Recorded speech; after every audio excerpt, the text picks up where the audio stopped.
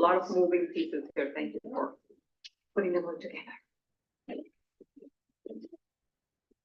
And well, Victoria was here, or is here, and so Evan should be on his way. Oh, Evan. Here. Oh, okay.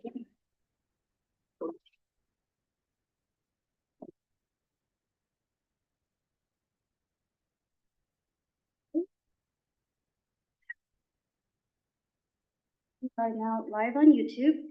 Oh, and I will go ahead and start recording. Is that okay? Would you like me to wait to start recording? No, let's get started. Because we have to do the roll call and everything. Evan's here, right? Yeah, he's here. He's just finishing up a phone call. Sorry, I was running with you. Oh, yeah, no worries. Yeah. Oh, sorry, did I not let you read?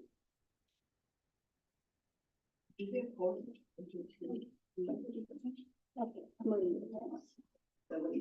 You are four. Sorry about that. You're 8 here. That works. Oh, 2 will also be online, but we need 8 here. We need, yeah, in person. Yeah, so we are 8 here, so we're good, and 2 online, that's 10. You said Campbell is in on the 11. Who are the other 3? Campbell's not coming. Cupertino and San Jose will be online. Los Altos, Los Gatos, Montesrino, Mountain View, I don't. Hills isn't here. And Mountain View is not here. Saratoga is here. Santa Clara is here. And Sunnyvale is here. Milpitas is here. And Morgan Hill will be late. Okay. Wonderful. I'm ready whenever you are. Okay.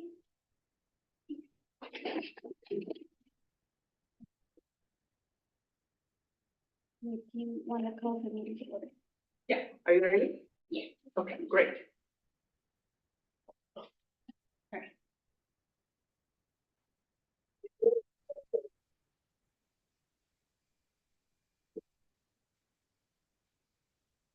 Welcome, everyone. I would like to call the Cities Association of Santa Clara County Legislative Action Committee meeting to order. Today is March 14th, 2024. And I welcome you all. And we're going to get the meeting started. We'll start with a roll call. Can we have roll call, please? Ann Bybee, or Sergio Lopez. J.R. Fruin, Here. Pete Bailey, Here. Stanley Mock,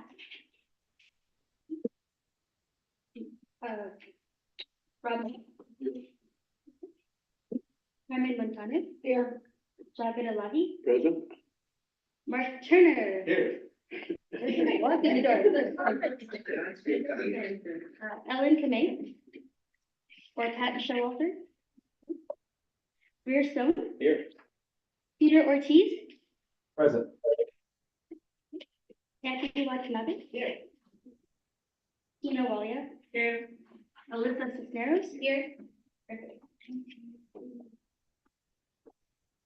We have 11, we have quorum. Wonderful.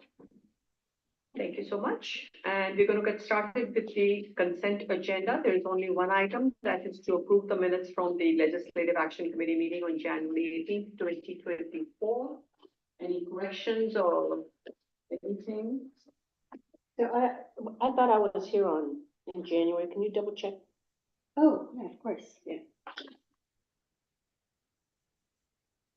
This is the Legislative Action Committee. We've had too many meetings. I will, check the record. So should we table this till next meeting? What do you suggest? Since you can check it right now. I think we can move to approve, subject to her correcting it if it needs to be corrected. Okay. Yeah. Wonderful. So let's call for any public comment on consent. No one has their hand raised. Okay. Do I have a motion to approve subject to Shally checking? Thank you, Mayor. And Motion to approve the minutes, subject to me double checking the attendance roster by Montano, seconded by Watanabe. Thank you. Call. Yes, please. Okay. I'm gonna just call you by your cities. Cupertino, Aye. Los Altos, Yes. Los Gatos, Yes. Milpitas, Yes. Montessorino, Yes. Morgan Hill, Yes. Palo Alto, Yes. San Jose, Aye. Santa Clara, Yes. Saratoga, Aye. Sunnyvale. Yes. Motion passes unanimously.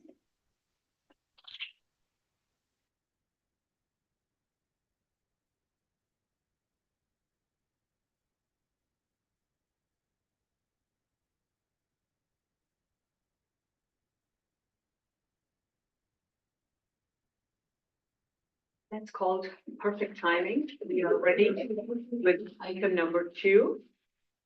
We are very fortunate to have 2 esteemed guest speakers here, one attending in person and the other is going to be on Zoom. And we are going to start with Assemblymember Evan Lowe, who is here in person. And I'm just going to put it this way. Does anyone really need an introduction? Well, we don't, but I would still like to say, firstly, thank you so much, Assemblymember Lowe, for being here with us today. In person, there's a lot going on, and for you to make the time is something the committee really appreciates. So I'd like to thank you on behalf of the committee. For those who may need a little refresher, because I know the districts keep on changing, so at least I forget the district number. Assemblymember Evan Lowe represents District 26 in the California State Assembly, and he has been in the State Assembly since 2014. At that time, I believe he was the youngest Asian American legislator ever elected to the Assembly. This district includes cities of Cupertino, San Jose, Santa Clara, and Sunnyvale, and the unincorporated Santa Clara County districts of Burbank and Fruitvale. He oversees the work of a few caucuses. He launched in 2015 the California Legislative Technology and Innovation Caucus, which is a bipartisan group of assembly members and senators. Assemblymember Lowe is also the chair of the California Asian American and Pacific Islander Legislative Caucus and a member of the California Legislative LGBTQ Caucus. I'm not going to read the rest because it'll take us quite a while. We would rather hear from him live in person, but he's broken quite a few records of being the youngest ever in numerous things. And I know he represented my neighboring city of Campbell over a decade ago, the youngest, probably the council member there, for sure, youngest Asian American mayor or youngest mayor. I have a hard time keeping track. But anyway, it's our privilege to welcome you here in person. Thank you for making the time. And the committee would love to hear from you what's happening from your perspective in the legislature. What are the bills? What are the issues you're supporting this year in 2024? I know the legislature has been very busy. There's a flurry of bills. I lost count, 3,000 something. That's what I'm hearing. But we'd like to hear what's topmost in your mind and what are the issues. It's good to see you all. Who is on Zoom? Is this a Zoom? Yeah, we have JR, the Vice Mayor of Cupertino, and Peter Ortiz, Council from San Jose. Oh, are attending on Zoom. Thanks to the technology advantages you've given us that some can attend that way. Are you trying to apply something that the legislature should do? Yeah. No, it's good. Open meetings. It gives flexibility for people to be able to attend remotely if the agenda is incorrectly. Yes. I appreciate it. San Jose and Cupertino in the same room?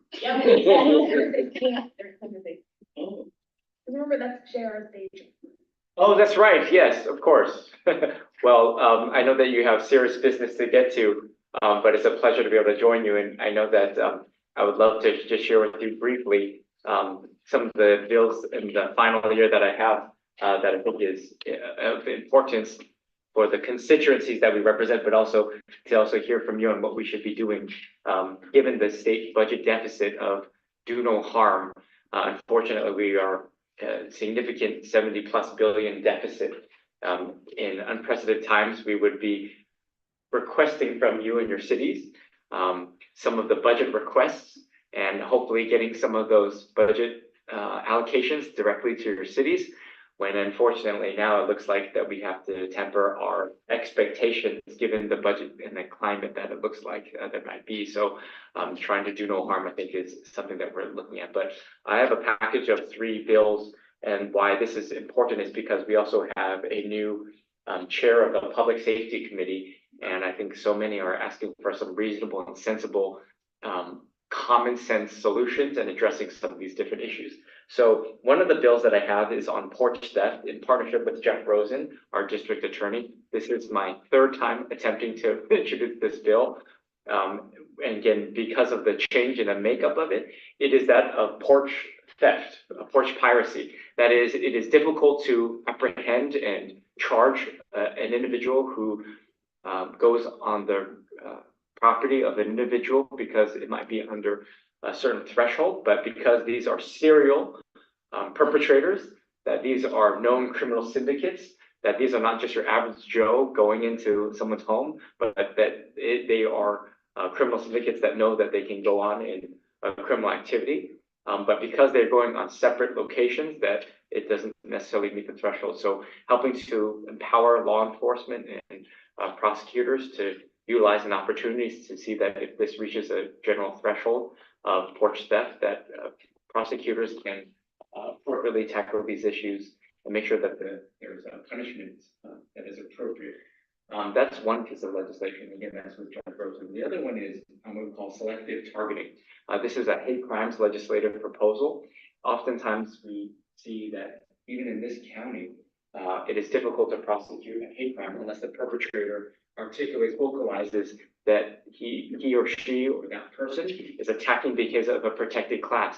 And what we've seen in the county of Santa Clara specifically are some perpetrators targeting women in their saris, for example, understanding that individuals have jewelry, but because the perpetrator does not specifically say, I'm attacking you because you are South Asian or Indian, that is of context. And so utilizing a full context on social media and history to be able to go after a particular, charge it as a hate crime. Or, for example, in Cupertino and many other places, Milpitas and other places, some households may have a large amount of shoes outside the home, and certain cultures might be targeted, knowing that certain communities perhaps hide money still under their beds, or that there are certain cultural themes and occurrences to which these individuals are being targeted, and similarly in the Jewish community as well, the uptick of anti-Semitism. So again, this is in partnership with Jeff Rosen that we've seen specifically here. So that's why I was very excited to join you here in person as to 2 specific issues of public safety that we've seen in our communities here in partnership with our district attorney in helping to empower our public officials to keep our community safe and also address them as a hate crime as they should be, but those are oftentimes very challenging to be able to do. So those are 2 issues that I wanted to be able to share with you specifically, and hope that maybe perhaps the city councils may pass resolutions or factor of consideration for public safety to also address as well too. That is very specific and it has come directly from Vermont. I would welcome any opportunity to listen to you about what is important to you and significant issues to be able to hear about, either legislatively, oversight. And finally, let me just say, we also have audit capacity. So if you, in your capacity of a respective city, have specific challenges to a state agency or a JPA or any other entity, we also have audit authority to be able to ensure that the appropriate type of transparency measures and accountability. The state auditor can come in and ask certain findings if certain agencies may not be as responsive to you as well. Any questions, comments, or suggestions that you might have? I have a question regarding the selective targeting. I think we all would consider most crimes hateful to some degree.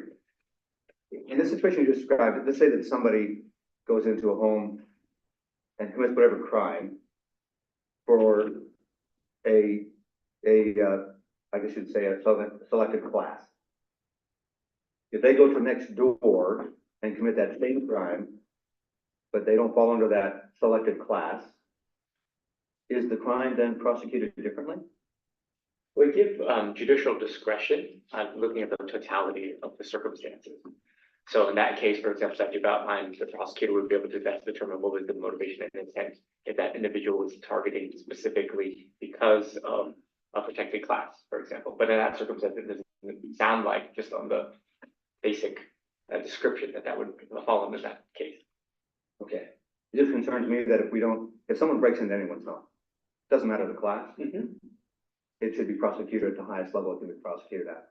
And I don't know if selecting certain classes makes it, again, I'm glad that that's the case, but for those who may not fall under that, if the crime somehow isn't seen by the legal system as being equally as offensive, I don't know why we're letting criminals off the hook, is I guess what I'm getting at. I think we need to be focused on, let's prosecute criminals, let's get back to it, and quit allowing for any illegal behavior that just allows more and more behavior to occur.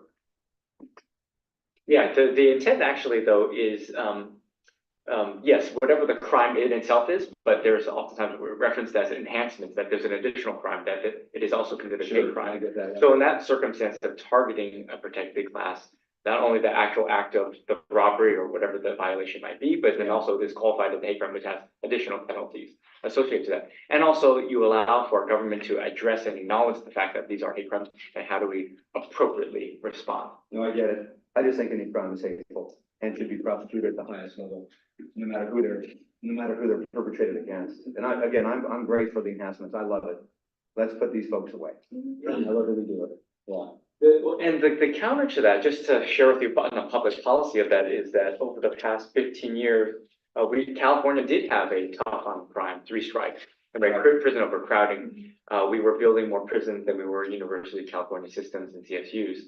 And so that didn't work. And so as a result, then putting the direction towards less sentencing and recidivism, addressing that issue. But now the pendulum has gone too far, so then we're going to go backwards. So that's sort of like the American, how the psyche of policy is just going back and forth. And so don't overcorrect, but then having to acknowledge and address some of these issues of lawlessness as well too. Because I think we have, that pendulum has swung, and I think there was some conversation about Prop 47 being addressed, which obviously would be a good thing as well. But we have gone very light on crime now. Yes.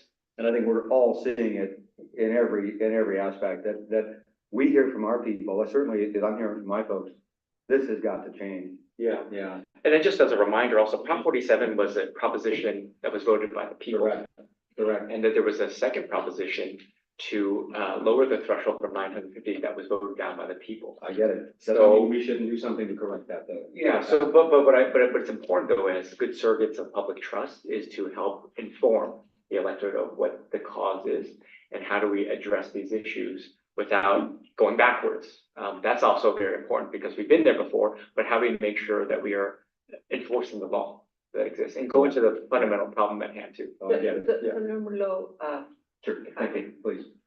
great question, great insights, because a lot of residents in most of the cities have concerns about the crime. And I noticed that there are a lot of bills by other legislators.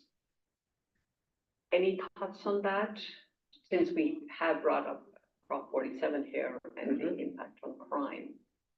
Any thoughts on that generally? I'm not going to bring up the bills or anything. You mean my thoughts on other public Yes. safety bills Yes. that have been proposed? Yes, in this year. That either that I think that we should pay attention to oppose or to support? Yeah, or any thoughts, your personal thoughts. I'm not going to put you on the spot to Oh. comment on somebody else's. Well, there's one other that has a personal experience. Last year, there was a shooting in the city of San Jose. And this was an incident where a police officer was shot in the line of duty. And this is a female officer, the first female officer to be shot in the line of duty in the history of the city of San Jose. And my brother was also the partner of this officer. And the perpetrator, upon arrival, this was a domestic violence case. And upon call for this incident, my brother's partner was immediately shot. And of course, now we're taking a look at this circumstance. Why was this individual out on the streets? And this person had 10 years on probation, but was let out early. And we don't have public, it is not subjected to public information, public access to why this individual was let out early. So instead of serving 10 years, the person was let out early for just 3 years. And we want to know why, what type of credits was given. So it's a very nuanced issue, but because you provided me the opportunity to expand on that, the bill proposal requires transparency as to why a judge determined why an individual will be released early, because that person should not clearly have been let out. And this person had a number of what we call priors. And so we need to make sure that that is not happening, because this person was let out in our community and was unstable and clearly shot a police officer upon arrival and missing violence. So that's just one other additional circumstance. We're looking at making corrections appropriately so that nothing like that happens again, because it's ultimately on our watch. Or you want to see that happen. Thank you. Other questions? Yes, I have a question. Thanks. This is Vice Mayor Daley from Los Altos. The plural of anecdotes is not data. So all of our crime anecdotes are heartbreaking, for sure. But there's a national narrative that crime is on the rise, and the fact is it's not. The data from the FBI says various categories of crime are actually declining. So my question is, what is the data that tells you, and being Rosen, that these particular pieces of legislation will be valuable tools, and why, given the crime data? Sure. So a couple of points on data is what type of data and who's actually reporting. So there's significant underreporting of many circumstances. So for example, in the issues of hate crimes, many issues of hate crimes do not get reported because community members do not feel safe, comfortable to know that this would actually be prosecuted accordingly. There's not the type of cultural competency for persons in law enforcement, not feeling safe, not a sense of trust. So these things get underreported. So when we're taking a stand to say that we help empower our public officials to address and acknowledge it as they see it, helps to demonstrate a sense of trust in the community that we do not tolerate hate of any kind. That's, I think, a key aspect to address. But you also make a very good point, which is data points versus the narrative, what we're seeing on social media and all the hysteria that also exists.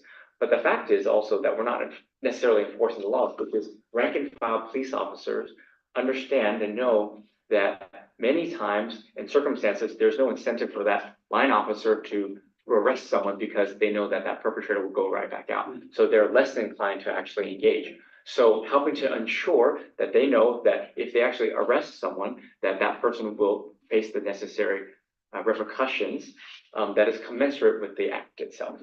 So how do we make sure that the system in totality is working? And so to your point, as I would assume and try to conclude, which is you don't want to overcorrect a problem that doesn't necessarily exist given data points. But at the same time, how do you strengthen the existing laws so that we can enforce the existing laws that are occurring for that individual to be responsive in that case? And especially in our communities, that we don't have officers saying, we're not going to respond because prosecutors or DA office is not going to do anything. So I think that's another situation in a circumstance. So again, these proposals do not over-incarcerate. They allow for us to call it for what it is, to make sure that these perpetrators don't go in and out of the system completely, and that the crime should be addressed accordingly, that we find the mechanisms to recidivism, address the recidivism, to get the individual the help that they need, or the right type of punishment accordingly. And also, it's to dismantle the criminal syndicates. And I think that's what we're not going after the average person. It is the criminal syndicates fundamentally that we're going after, that we well know. It's a very small subset. So to their point, it's only I a small think that's a subset. huge point. If I'm gonna bring this to our back to council and say, hey, can we push a resolution that supports these bills? The notion that you're going after the criminal syndicate and that there are tools to dismantle what is really sort of fairly organized crime. It is. Yes, it is. I think that would be very compelling. I've taken notes on that particular thing because that's what the argument is moving from me when I suggest that we support this. But what we're hearing is that many of the peace officers, as well as prosecutors, know these actors. but they just feel that there's not the opportunity to apprehend them in a way to which they're not this being released easily. Thanks. Before I take another question, I would like to open for public comment. Any public comment? Seeing none, I'll bring it back. The porch bill that you are authoring is a great bill. Does it also cover grocery stores and shopping malls, or is that a different bill? No, this is just porch theft and the curtilage of a residence. So just on the property of residential. The thought behind that, of course, is that it's very invasive for a resident to know that someone is on their property. This is your protected property. So this is very narrow in that of residential properties. But there are other bills that they're dealing with grocery There stores. are a number of other bills with respect to commercial and retail. And the California Retailers Association is also in partnership with law enforcement to address these issues, which is to say, how do we get criminal syndicates not going to where we've been before of prison overcrowding, but then addressing some of these issues. But we need the partnership with the retailers, because the retailers actually have a do not engage policy because of the low cost and the low threshold. It's just not worth it for workers' comp for them. Yeah, I know I was in San Francisco the other day. The store there, they had a guard standing that you had to go through before you could even get into the store. So they made everybody stand in line and just let the person the guard screen was okay, then they were there. They got very well protecting. And you couldn't use their restroom, so that's come to pretty bad. That's a great question. Very quickly, anyone online has a question? There's no one online has public comment. Okay, wonderful. And either of the two members of the committee online? I don't see their hands raised. Okay. Vice Mayor shaking his head. Please. Yeah, Evan, thank you for being here, and I'm really fascinated about this bill. I used to work in the DA's office during law school a little bit, and I think it's fascinating, but I was to change the subject a little bit to housing and RENA requirements, et cetera. In Palo Alto, about 6,800 units that were required to at least permit for, and I know that gets much more complicated, but about half of that is affordable housing. And we have no problem meeting our market rate housing. We hit that target every cycle, just like the state has reached that target every cycle for decades.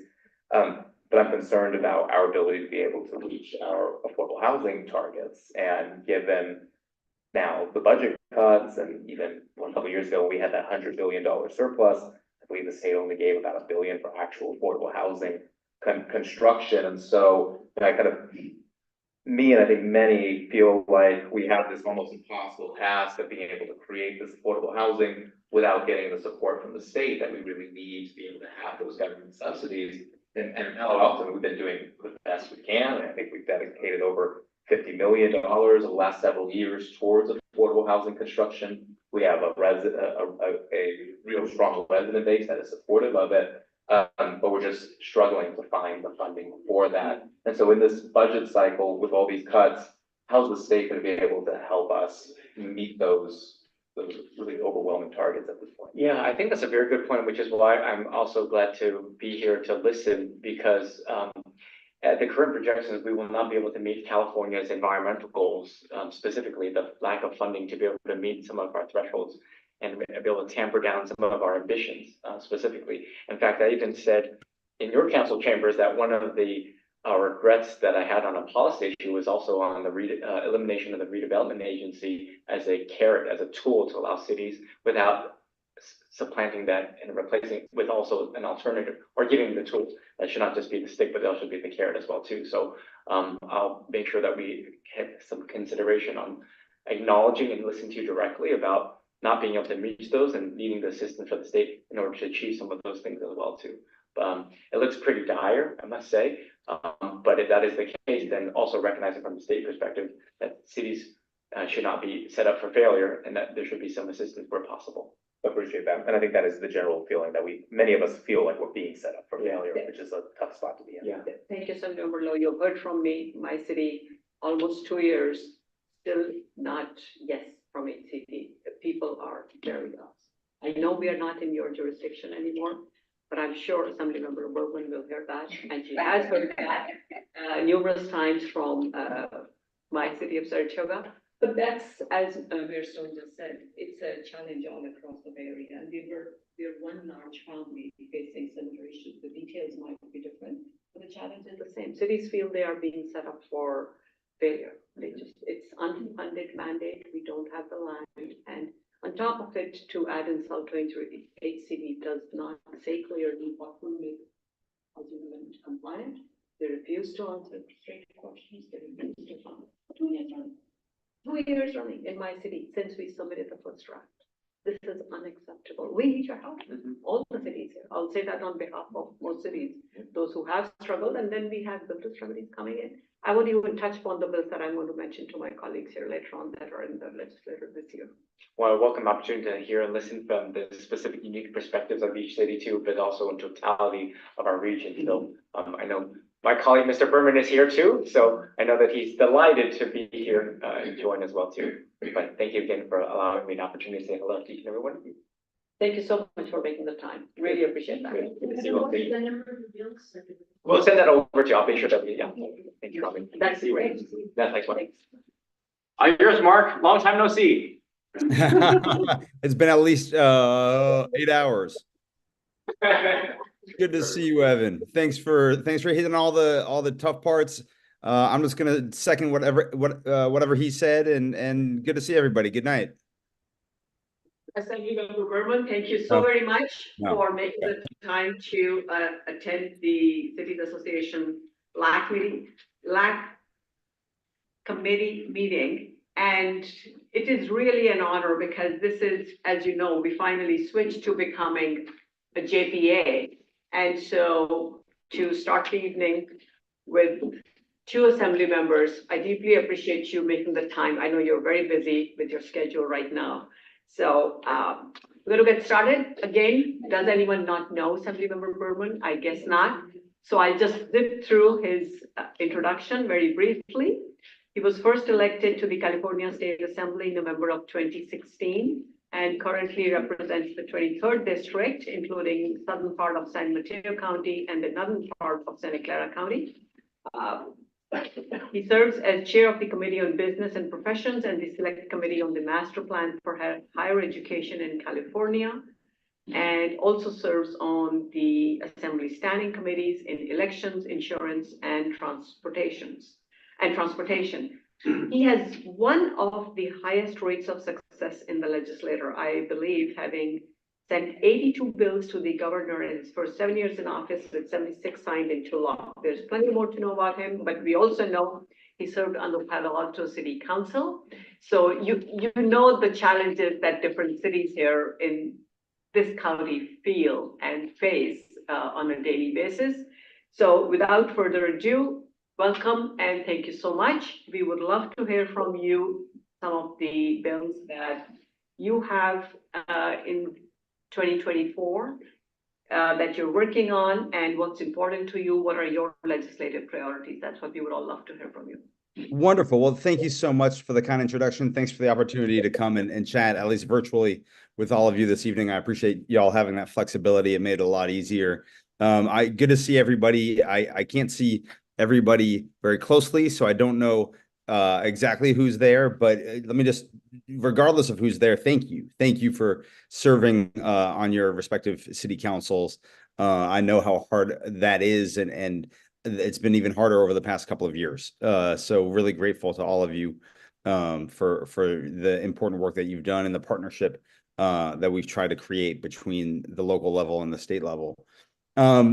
I'm excited about my what we call a bill package, the bills that I've introduced this year. I'll try to quickly go over a bunch of them, and then happy to answer any questions.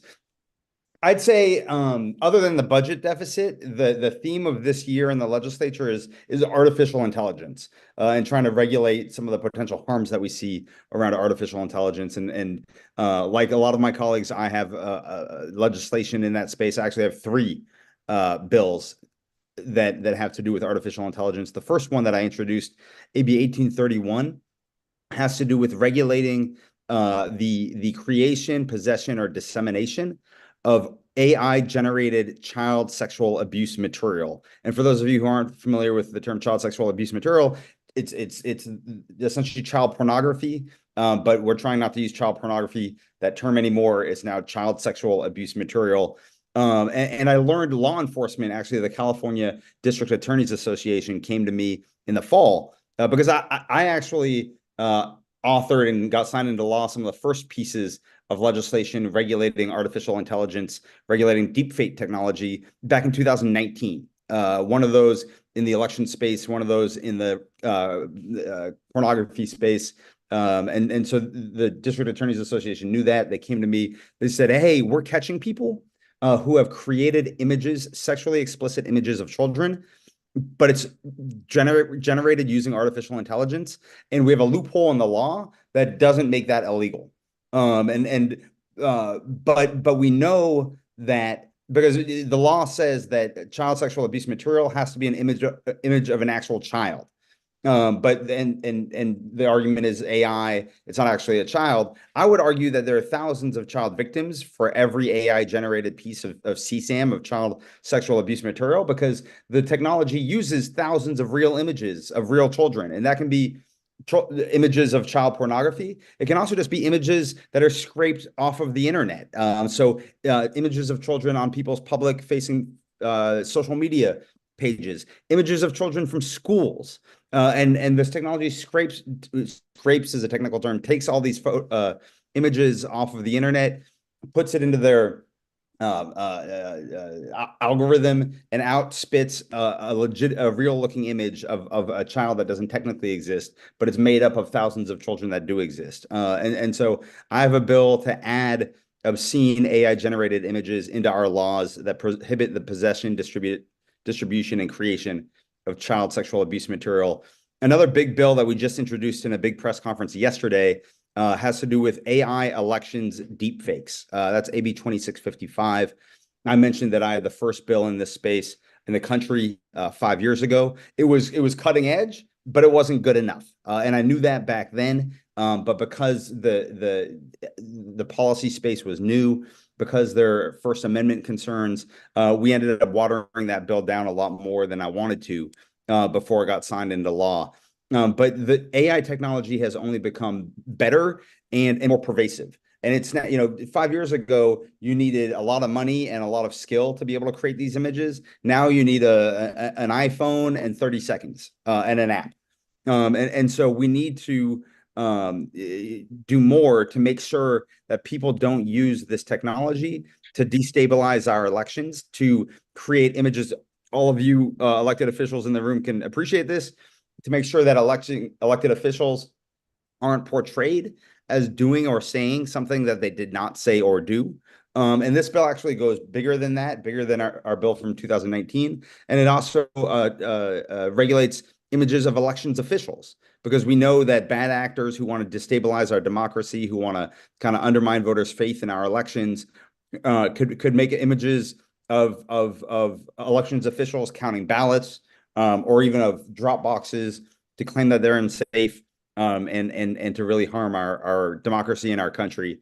So that's going to be a very complicated bill, but it's just such an important one for trying to keep up with the technology and how it might negatively impact our democracy.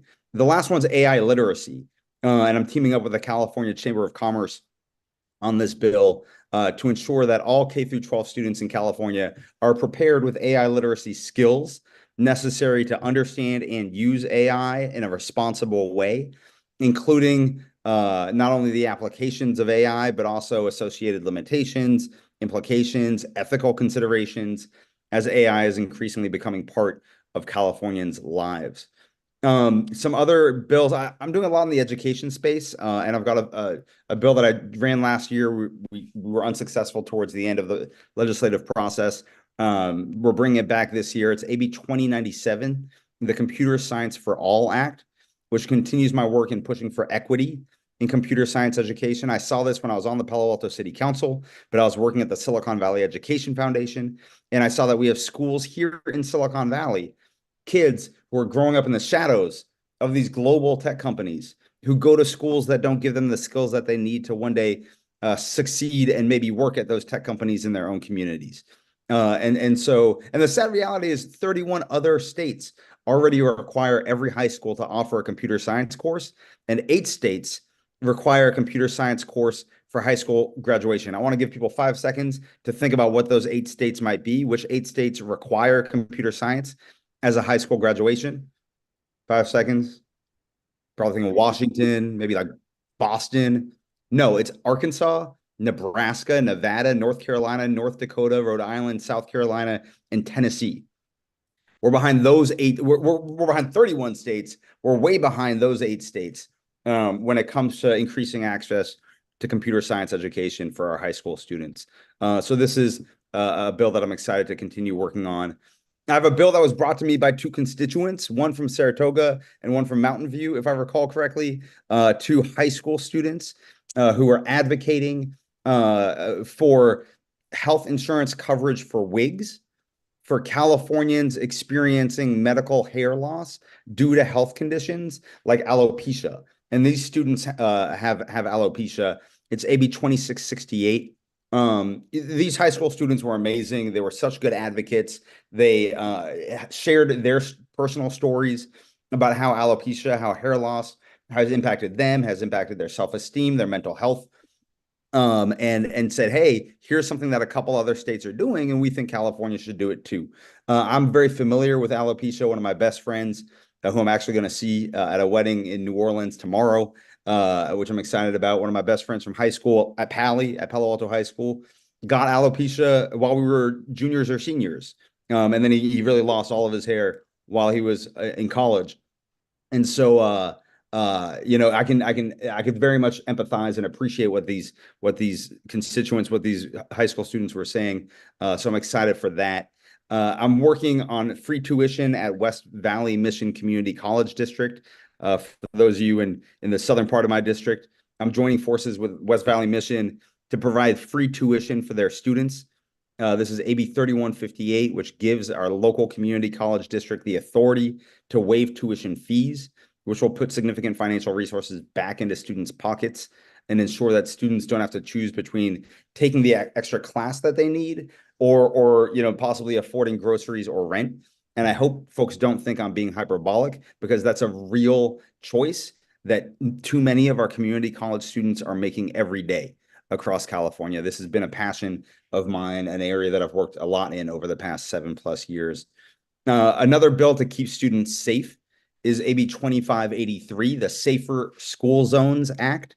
I've heard from too many parents concerned about close calls in front of schools, or even worse, kids being hit by cars and seriously injured or even killed, including a student who went to I think it was Castlemont, if I recall, in the Campbell sort of San Jose border.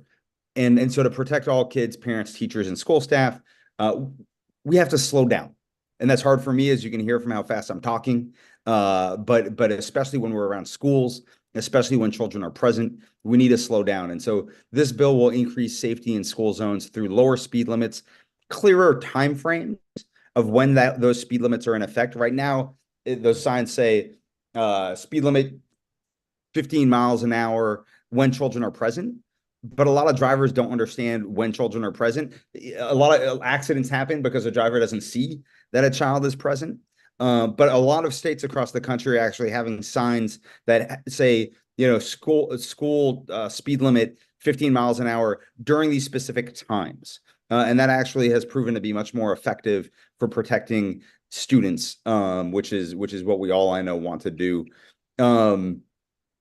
A bill that is very important, I know, to a lot of your constituents, a lot of our mutual constituents. I'm not the primary author on this. I'm a joint author of this bill with my colleague Jackie Irwin from Thousand Oaks. Is AB 1999. This has to do with the income-based fixed charge that the Public Utilities Commission is currently considering. For those of you who don't have your own municipally owned utilities, you've probably heard about this or read about this. This is a bill to repeal the income-based fixed charge for utility bills. And if approved, this charge will reduce the incentive, if these charges are approved, it'll reduce the incentive for energy conservation and provide a break to some of the biggest energy users while actually penalizing smaller energy efficient homes and working class Californians. So that's why this is a big priority for me. And the last one, I promise, is AB 1958. A lot of you know that over the past couple of years, I've been having discussions with the community, having discussions with stakeholders, having discussions with VTA about their governance board, their governance structure, and whether or not that's the best governance structure to provide the really high quality oversight that VTA needs as a critically important transit association for 2 million people in Santa Clara County. Last year, after a lot of conversations with stakeholders, we decided to do an audit. I think it might have been 2 years ago, or maybe early last year. I can't recall exactly. We decided, okay, let's pause the legislative efforts. Let's do an audit. And very grateful for the partnership with a lot of folks, especially a lot of folks at VTA, about this important issue. We're now waiting for the audit to come out, and see what the recommendations are from that audit. And so AB 1958 will be the vehicle if there are legislative fixes needed. I hope there aren't. I think there's a lot that VTA can do on its own. And so, my hope is that that's how improvements get made. But we also have this bill just in case, to possibly add certain kind of qualifications and experiences onto the board, and add some stability onto the board as well. So that's a snippet of the 18 or 20 or 22 bills I've introduced this year. And happy to take any questions. Thank you so much, Assemblymember Berman. Two very quick questions, and then I will quickly name everybody who's here. My mistake. I didn't realize there was sunlight around. So very quickly, firstly, you talked of an AI literacy bill. What's the number on that, please? Thank you for giving numbers for everything else. While your staff is looking that up, I'll ask you another question. But firstly, thank you so much for the income graduated fixed charge, AB 1999, with a co-authoring with Irwin. That's a great one that I will mention later on to my committee members here. So it's great for you to mention that you're co-authoring that. That's a great one for providing energy efficiency and to deal with the problem that constituents at both ends have felt in terms of who gets and how is the privacy going to be managed in terms of income and who's going to be checking that. So there's a lot of issue around that. But the big question in that space, so permit me, my colleagues here, to ask you this question. We deal with this regularly. What is the CPUC going to do with all the challenges that we keep on getting from PG&E? It's front page news every second day. Record revenues and the rates constantly increase, whether we're talking bill rate or transmission and distribution rate. It impacts every single resident in every single city. Yeah, totally agree. Quick thing. So thank you for asking. The AI literacy bill is AB 2876. So that's 2876, working with the California Chamber of Commerce on that. And then we agree. I agree. And that's sort of the purpose of this bill of 1999 is to say to the CPUC, to the California Public Utilities Commission, that we've sort of lost faith in them. Now the reality is in California, they're a sort of they're appointed by the governor and they have a remarkable amount of autonomy. And so it's hard. There are limited ways for the legislature to kind of intervene. But we are looking at, and I said this in the press conference months ago, I didn't mean it as the pun that it is, that we're taking the power back. We're taking some of the power back from the PUC and putting it back in the legislature, because we are very concerned that we've seen them just continuously rubber stamp rate increases, continually rubber stamp everything that the IOUs, the investor-owned utilities across the state, ask for, and we're tired of it. So that's the idea behind 1999. My colleague Laura Friedman has another bill that I'm also a co-author of, that I have no idea what the number is, around making sure that has to do with net energy metering, which I'm sure some of you are familiar with. The legislature rejected a bill a couple of years ago around to create an M 3.0 around net energy metering. We rejected that, but then the PUC adopted something that was practically the same as the policy that we rejected. And so on a lot of fronts, and these aren't the most liberal colleagues. Yeah, usually it would be some of the most progressive liberal colleagues that would be authoring these bills and participating in these conversations. These are some really moderate colleagues that are sick and tired of this. We haven't gotten any Republicans yet, I don't think, but it really does geographically and philosophically span the board in terms of those of us that are sort of at wit's end in terms of the concerns that we have with the PUC and with some of the IOUs.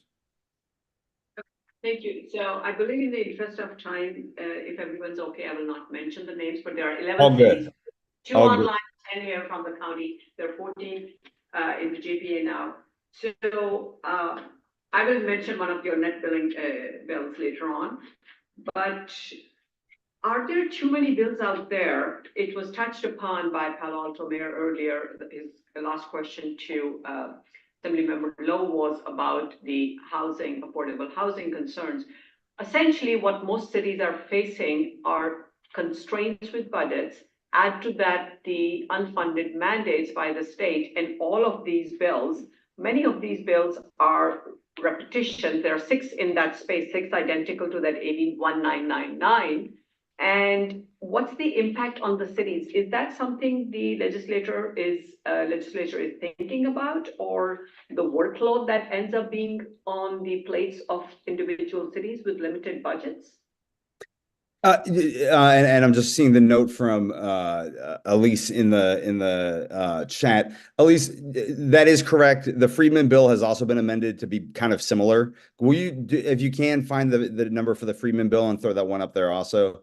And then, sorry, to answer your question, with a lot of you have heard me say this before, but I assure you that we are as frustrated as you are with the situation around housing and housing affordability across California. And we fully understand that it's not anything that all of you in that room did. It's not anything that we did. It's a failure that has occurred over decades in our communities of doing a great job of creating jobs and doing a terrible job of creating the housing necessary to provide affordable housing for all of the people that are taking those jobs.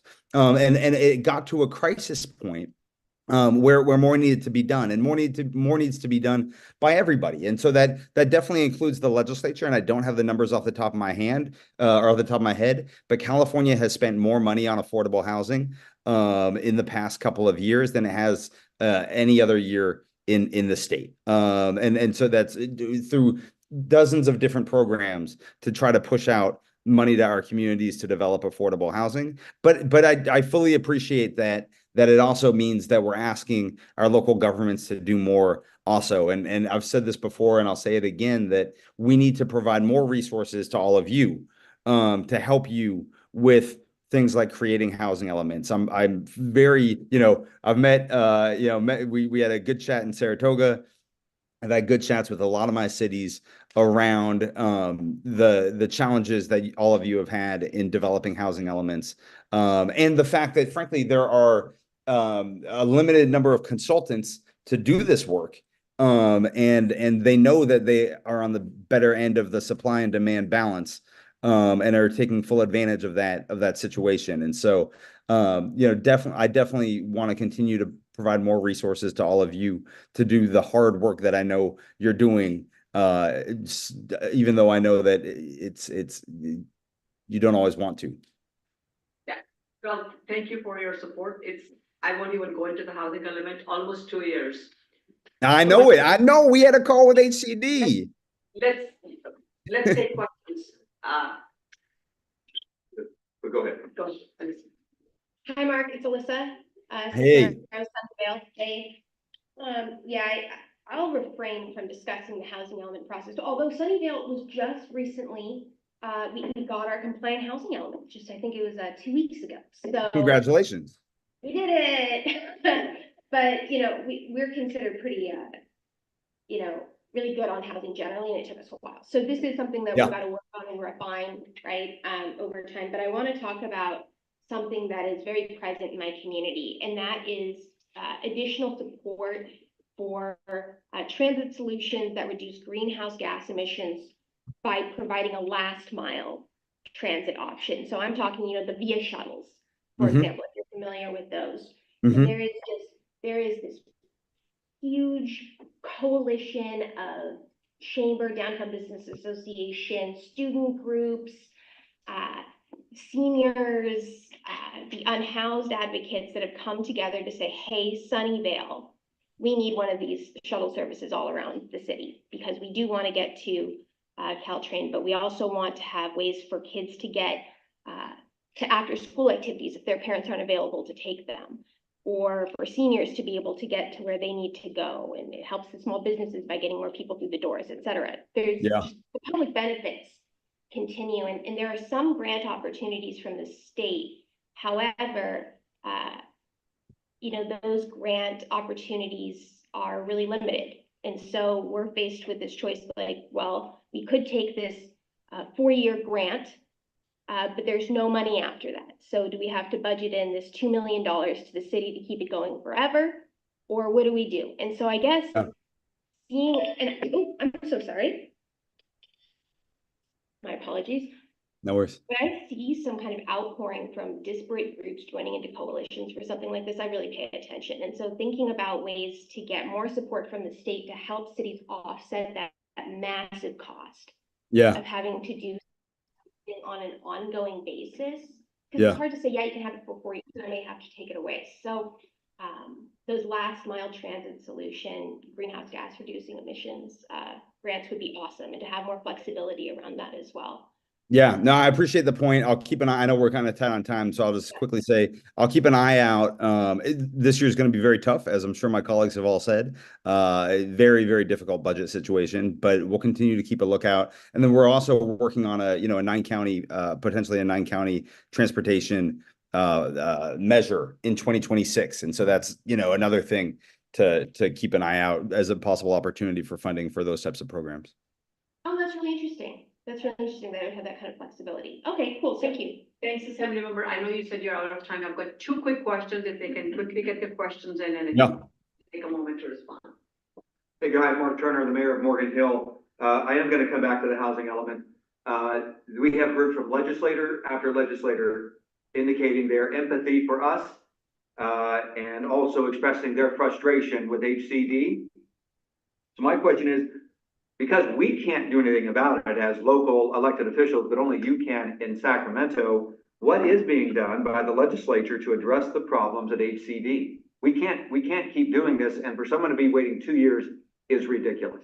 Yeah. So personally speaking, I've had multiple conversations with HCD, with local elected officials or city staff and HCD staff at the same time. And so to make sure that the cities in my district have an opportunity to share directly with HCD leadership about the challenges that they've been having, and then also for us to give an opportunity to press them. There are some reasons that are legitimate, and there are some reasons that aren't. I mean, staff turnover is a real problem, I think, in every government agency in the state, and that has been a big burden, I think. But also, I agree with the concerns that multiple jurisdictions in my district have brought to me around concerns that HCD might be moving the goalposts or not necessarily providing the full scope of problems that they have in their first reply letter,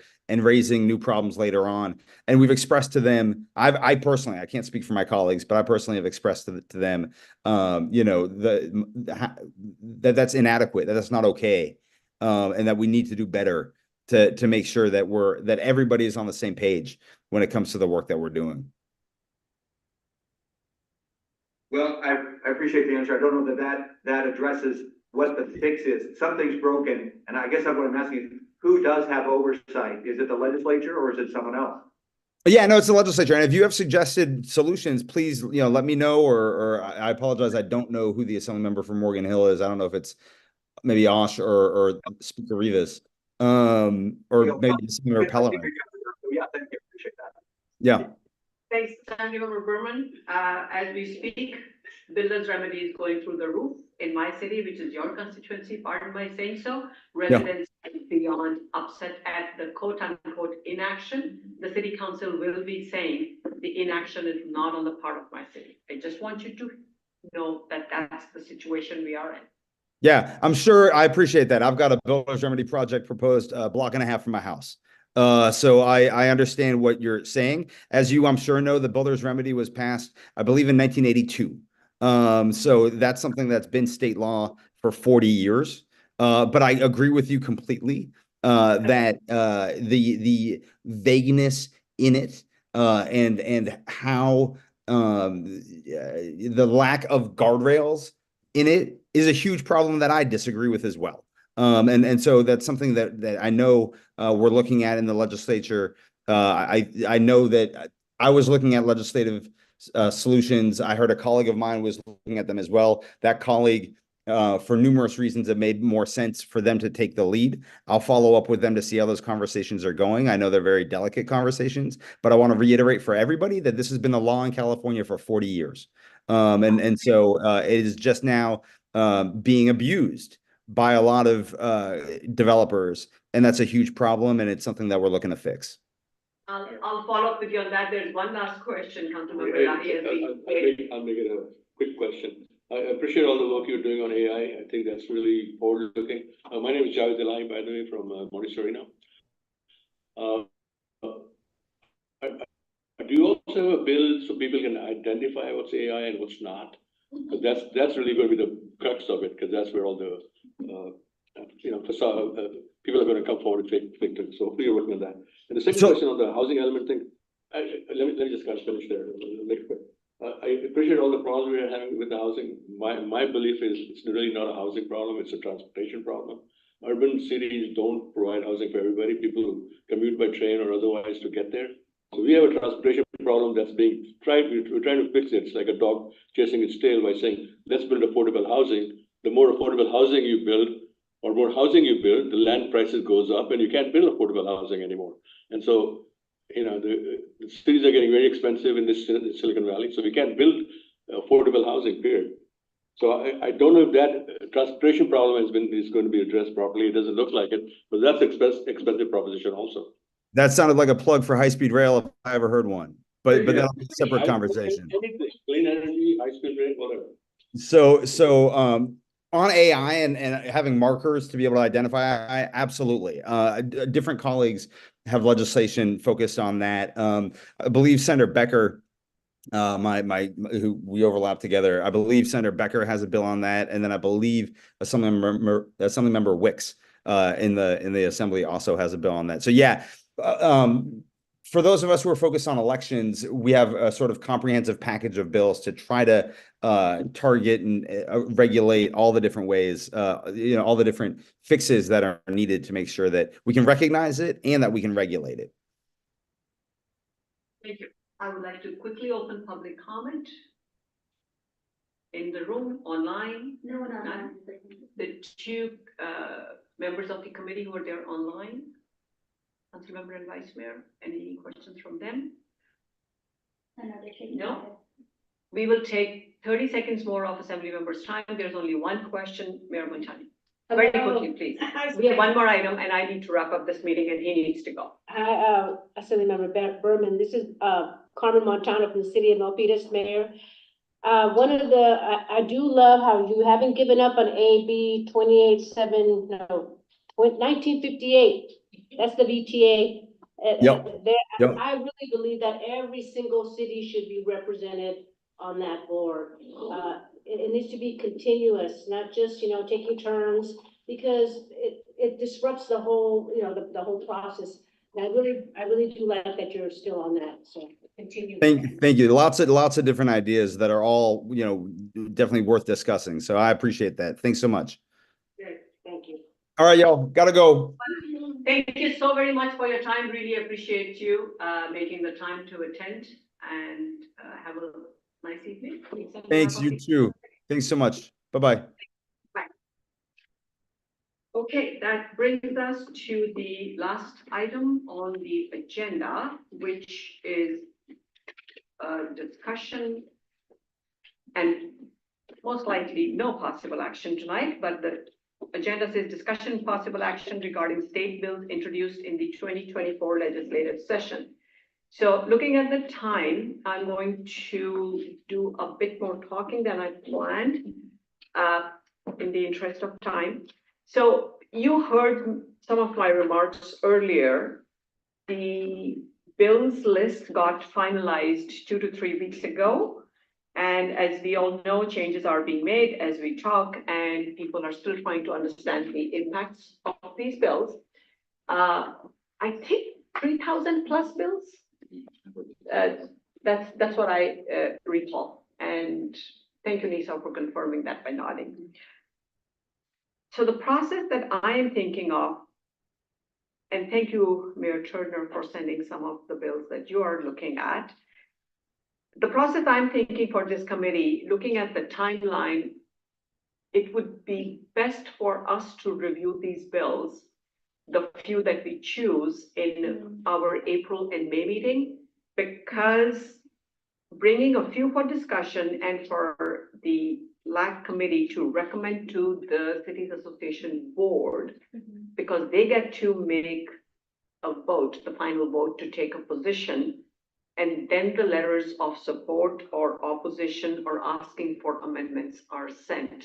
That's the only way we can be really effective to have a voice, to influence change, to bring positive benefit to our constituents. And my take is focus on our 5 priority areas chosen by the Board of Cities Association. And very quickly, I'll mention those for everybody's quick review. Public safety, sustainability and resiliency / climate change. 3rd, mental health. 4th, housing and homelessness, kind of 2 issues, but 2 together. And the 5th one that was added this year is older adults. So I, like some of you here, also attended the CASCC's webinar last week on legislative priorities. That was a 2-hour webinar, just fabulous. If you have not, I believe a recording is available. I would highly recommend that you make the time to attend that. Going back to the list of bills of interest, focus on our 5 priority areas, highlight the bills sponsored by legislators in Santa Clara County. Shelley reached out to all of their offices, but I guess the timing was such, their list of bills had just been wrapped up. We had the, honestly, primary election happening right after that. People were focused elsewhere. Shelley has had challenge getting those lists of bills. Neither of us can go through 3,000 bills and figure out, it's a very cumbersome task. That is why having speakers at every meeting is just fabulous. We got 2 today, and we have a list of bills that they're working on. So the 3rd priority is going to be what our legislators are working on. And really, the underlying most important thing is what is most impactful to our cities in the county, people who are members of the Cities Association. So with that, if Before you move on, there's a hand raised in the. Oh, okay. Let's take a quick comment here. Can you hear me? Yeah, please go ahead, Vice Mayor. Yes, I just wanted to sort of echo the main thrust of what you're describing, Chair Walia. In particular, with reference to the fact that a huge number of bills that are sitting out there right now are still intent bills. You really have no idea what their contents will be for some time to come. What do you call those, please? intent bills. So they're very simple bills. They'll tell you what the intent is, and they make some sort of non-substantive change to existing law. They also Thank call you. them spot bills, if that helps. Thank you. Thank you. Thank you so much. There's some. Question, do other cities, have Sacramento lobbyists that already are doing this work that then can be shared with the cities association? I know Palo Alto pay a lot of money to have our lobbyists do that, and they write up really great summaries about what's gonna impact Palo Alto. I imagine what's impacting Palo Alto is going to impact the rest of the cities here equally as well. And I'd be happy to share that with the cities association. I wonder if that's already something that we do. It is great offer. I will say yes, a big yes. We need that help. My city does not have the money for that, and I wouldn't be surprised. Montessorino, no, yes, lobbyists? Yes, but Yes. it's not a lot. Whatever you have, please share. We don't have that. No? We've discussed it, so decided not to. Okay, thank you.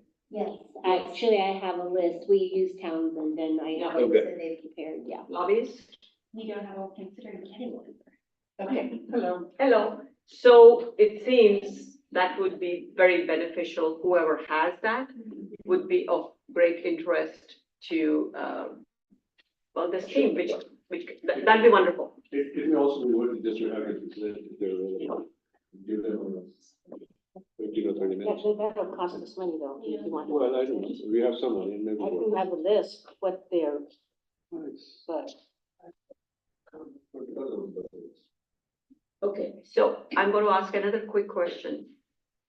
Who attended the CalCities webinar? Because I have 2 pages that I can quickly zip through, but save time if people attended CalCities webinar. Yes? I couldn't make it. No.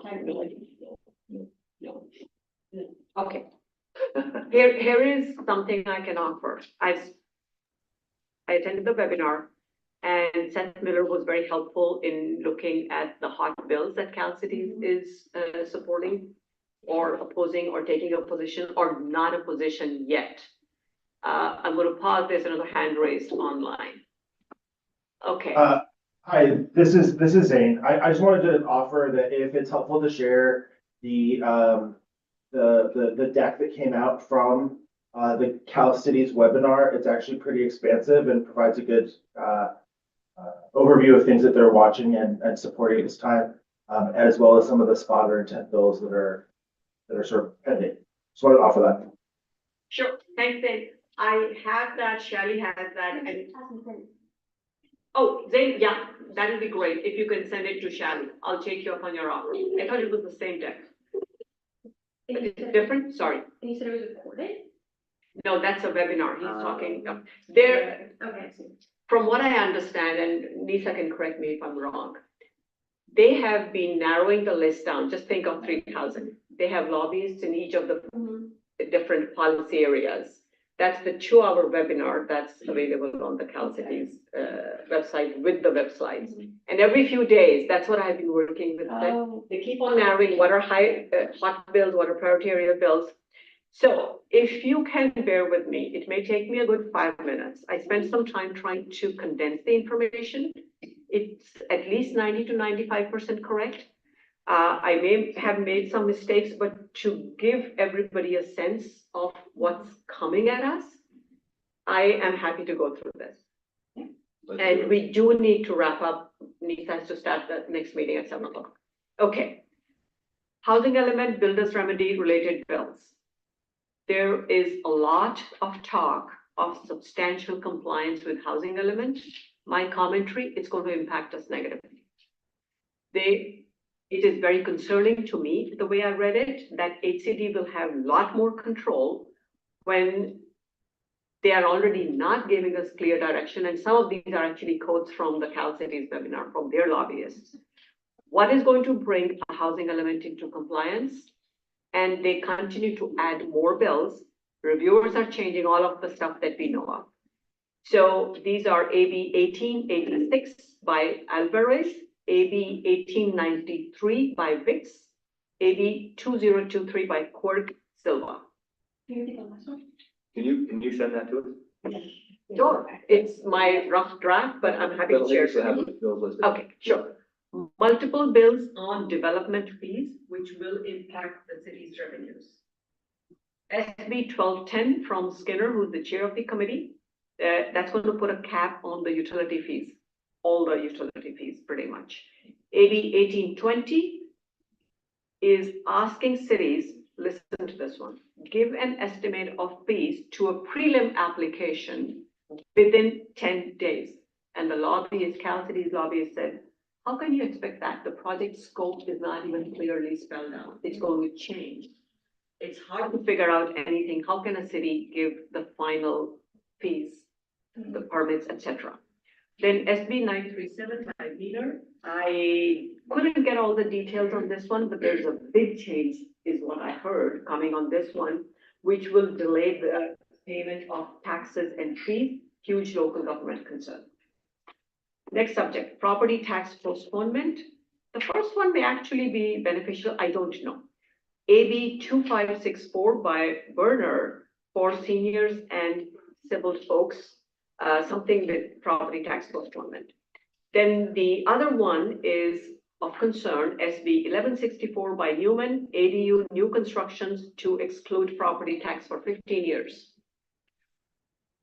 Land use and parking impacts, SB 834 by Bordantino, preferential parking, a related issue, which is you cannot, I think, cannot plan project parking offsite if it is within maybe half a mile of transit or something like that. SB 1211 by Skinner, ADU offsite parking, maybe there's some issue related to that. SB 1210 by Skinner, new housing utility charges in planning department, land use. Multiple permitting related bills, I didn't even take the numbers down. I have very few that I could find on older adults. If anybody can find those bills, because that's one of our priority areas, and if we can help them, I think that would be something good. Please send them Shali's way or my way or copy me. Climate and sustainability. This is something I'm a little bit familiar with. For those of you who don't know, I was in Sacramento 2 weeks ago for CASCC Lobby Day. I'm the current SBCE board chair. And so I learned a lot more on this. The most important one that Assemblymember Berman mentioned earlier is AB 19939 there, 1999 by Irwin. It's going to be repealing income graduated fixed charge, and there is more detail to it. There are 6 other bills with the same position. SB 1312 by Wynn, SB 1314 by Wynn, AB 2805 by Iselier, AB 1326 by Jones, SB 1292 by Bradford, AB 2683, couldn't get the author's name. Net billing tariff. There are numerous things there. This is the impact on rooftop solar by repealing or modifying net billing tariff. Multiple bills, AB 3269 by Iseli, AB 2619 by Connolly, SB 1374 by Becker. Last one in this category, building electrification, SB 382 by Becker, SB 1095 by Becker, both proposals to help implement Bay Area's home electrification regulations. AB 2513 by Pellerin, warning labels on gas stoves. So these 3 are from our legislators. There are plenty on clean fleet. Public safety has 300 plus bills. Lot are spot bills which need to be fleshed out. So thank you for the warning, Vice Mayor Fruin. There is one which may be positive, not clear, which may help with local control. That's SB 915 by Cortese on autonomous vehicles. Then 30 bills just on retail coins. AB 1794 brings changes to Prop 47, AB 2943 by Rivas and Zabar, AB 1772 on theft, AB 1779 by Irwin, SB 982 by Bahab. Emergency services, AB 1168 by Bennett. I think 3 or 4 bills at least, e-bikes, maybe more bills. There, thanks to Assemblymember Berman, there are plenty on elections, AIs and ads, AI bills and ads related. Then governance and transparency that impacts our meetings and functioning, AB 817, non-decision-making bodies, teleconference rules changes. I don't know, positive or negative, AB 2302, CAPS, AB 2420, AB 2449 date. And others to watch, organic waste, Kathy, with the methane emissions, multiple bills. And the last thing I want to share, I do not want to forget this, April 11th, we have a confirmation from Senator Josh Becker to be here as speaker, so that will be good. My one big request is please send us bills that you know in different places. And again, my goal is to have just a handful of bills that we look at and take positions on. And I do want to thank the board president, Nisa Fliger, with her background and her interest and having been LAC chair in the past. She has helped me a lot to get a flavor of the process and to come up to speed. And I am happy and would welcome any help in this. Tina, did you go through all of those bills, or was it part of the calendar? I went through numerous, no, I couldn't do 3,000. That's a lot. But I went through multiple iterations of CalCities and some other places that I could pull things from. And Shally has been immensely helpful in helping me connect with different folks. I appreciate Zane's offer, and I deeply appreciate your offer, Mayor Stone, from Palo Alto, because we don't have lobbyists. I just wanted to. Is there a way that we can hire our own lobbyists in the future? Well, we promised. That would be awesome. Mayor Montano, we promised cities, including your city, that we will not be raising fees for I know, but lobbyist cost money.